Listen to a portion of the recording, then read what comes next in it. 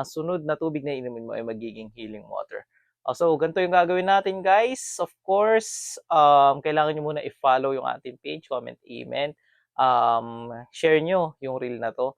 Follow nyo yung aking YouTube and aking Facebook page, Apo Philip Divine Healer, and follow nyo rin yung video ko. Okay?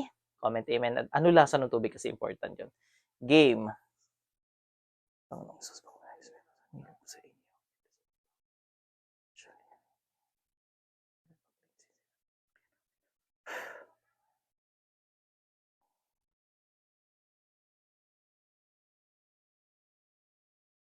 Sa kapangyarihan ng Diyos na buhay, Panginoong Yahweh, Diyos Espiritu Santo, Panginoong Jesus.